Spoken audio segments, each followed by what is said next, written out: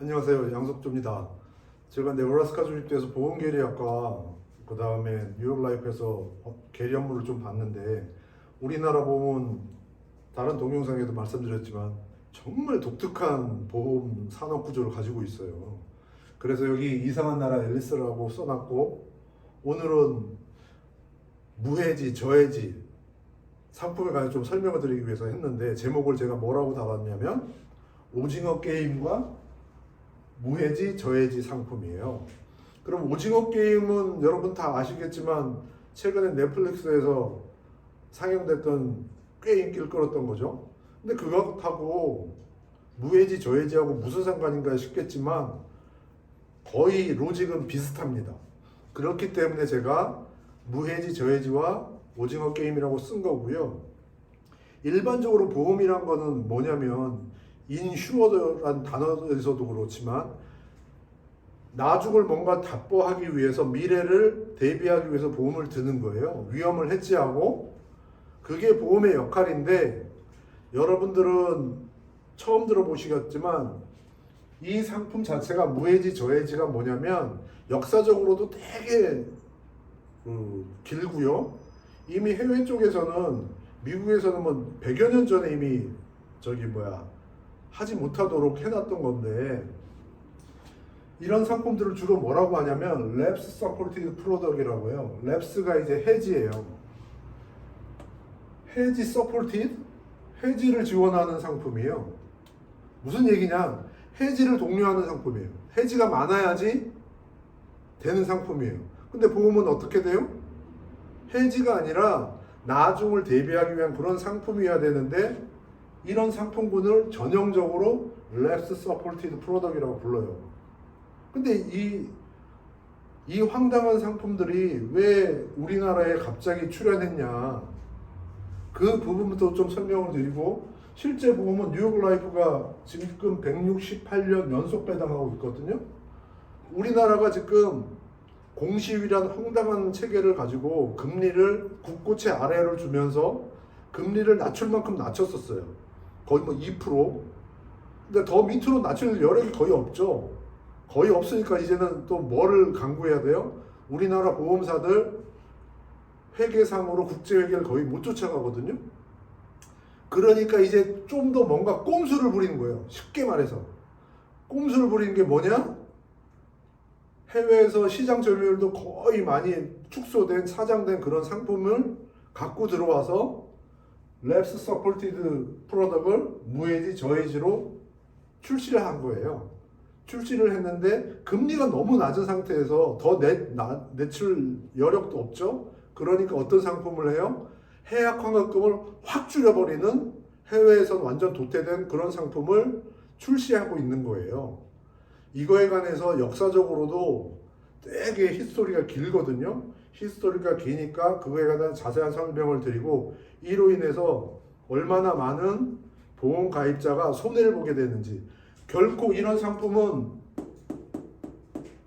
추천할 만한 상품이 아니에요. 왜냐하면 남의 아픔을 남의 해악을 내가 이득을 보는 그런 상품 구조이기 때문에 제목에서도 나오지만 랩스 서포티드 프로덕이에요. 그럼 왜 그런지 한번 살펴보기로 하겠습니다. 갑자기 오징어 게임하고 무해지, 저해지가 무슨 상관인가 하실 수도 있겠지만 근본적으로 로직이 거의 비슷합니다. 그래서 이 설명을 드릴 건데 간략하게 아래와 같은 순서로 설명을 드릴 거예요. 프랑스도 갔다가 미국도 갔다가 캐나다도 갔다가 다시 이제 한국으로 올 거고 맨 마지막에 이익 구간과 손실 구간이 어떻게 되는지도 설명을 드릴 거예요. 제가 위에 설명을 먼저 주고줄래 상품이라고 해놨듯이 이게 왜 그런지는 이 설명을 다 듣고 나시면 좀 이해가 될 거고요. 이런 목차로 진행하기 앞서서 몇 가지만 좀 사전적으로 좀 알고 가시면 더 좋을 것 같아서 설명을 드리면 이 상품 자체가 무해지, 저해지 쉽게 보면 15년 동안 혹은 10년 동안에 해약금 낮게 주거나 아예 안 주거나 아예 안 주는 건 이제 무해지죠. 그 이후에 해약금을 쭉 올려줄 테니까 보험료를 좀 싸게 가입할 수 있다 이 뜻이에요. 그럼 딱 세 개만 우선 염두에 두시면 되고, 어느 기간 동안에 여기 빨간색 해놨죠? 낮은 해약금이에요. 그리고 어느 시점에 해약금이 확 발생되거나 쭉 올라가기 시작해요. 그때를 이제 클리프라고 보통 표현하고, 그렇기 때문에 보험료가 낮아진다. 그래서 낮게 가입해라 이 뜻인데, 무해지를 톤틴, 이따가 설명드릴 거예요. 저해지를 세마이 톤틴이라고 보면 되는데, 이 상품 구조가 해약이 많을수록, 여기 보시면 이 구간이 있듯이 이 구간이 해약이 많을수록 보험회사는 이익이 되는 거고, 해약이 많을수록 보험료가 내려가요. 그래서 해약을 유도하는 상품이에요. 이름이 그래서 랩스 서포티드 프로덕이고, 우리나라, 그래서 이 상품은 해약률이 되게 중요해요. 우리나라 해약률이 엄청 높죠. 10년 유지율 30%, 2020년도에 나온 거 보니까 GA를 통해서는 불과 37%밖에 안 된대요.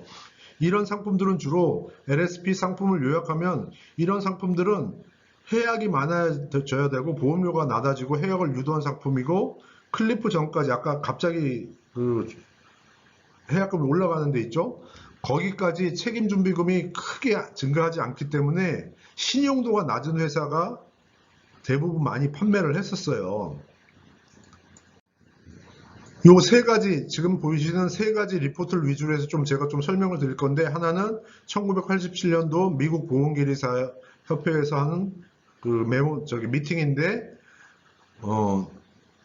해약 유도 상품, 해약을 기반으로 하는 상품들의 위험이란 그거고, 또 하나는 시프라는 인슈런스 오브저버라는 그 Making Money by Losing Policyholder 해고 2005년도 거예요.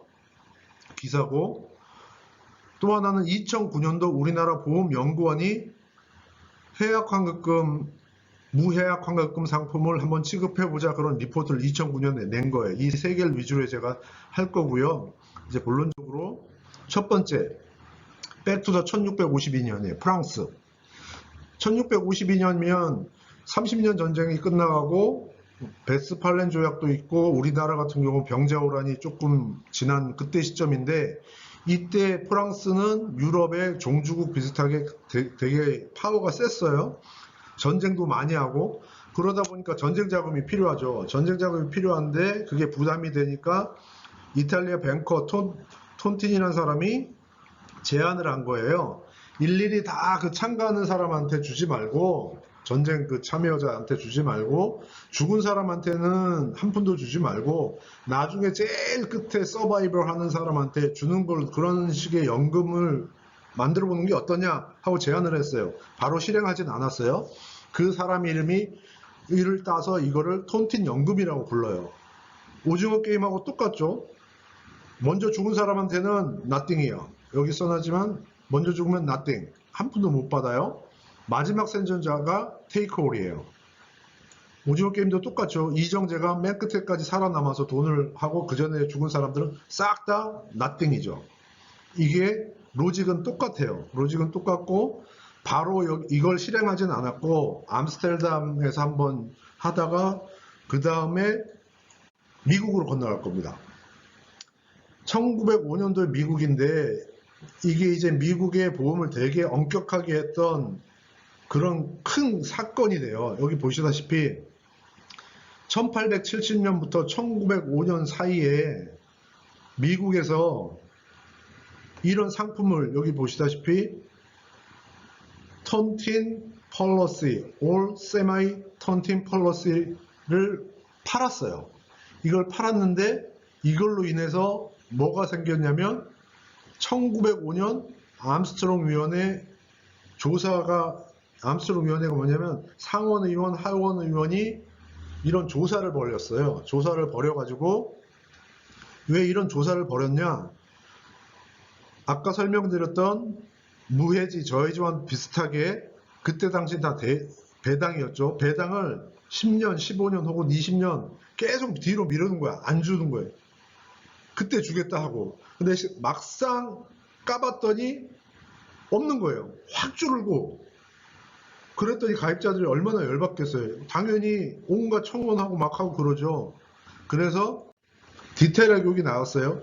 에퀴터블이라고 그때 이제 신생사예요. 지금은 이제 미국에서 이제 사업을 벌리지 얼마 안 된, 지금은 사라졌어요. 에퀴터블이 날아가고 지금 이제 악사의 전신이기도 한데, 시장에 크게 하기 위해서 보험료를 되게 배당을 안 하고 나중에 줄게 하면서 시장에 더 많이 줄게 이런 식으로 이제 이그제저레이트 한 거죠. 과장도 하고 그렇게 된 건데, 이렇게 해서 시장 점유율을 되게 넓혀갔어요. 시장 점유율을 넓혀갔는데 막상 까봤더니 가입자 입장에서 이건 뭐야?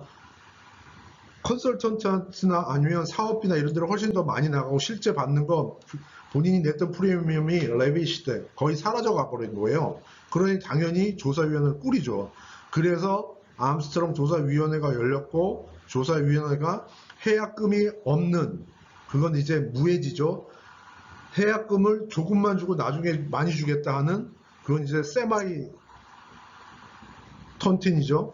저해지. 그런 것들 자체를 하지 못하도록 1905년도에 미국에서는 톤틴 연금 금지를 하게 만들어요. 가입 설계서를 과장 못하게끔 한도 하고, 이때 이제 되게 스트롱한 그 조치가 이루어졌어요. 그러고 이제 캐나다로 넘어갈 생각입니다. 캐나다에 가서 드디어 어떻게 됐는지 한번 살펴보겠습니다.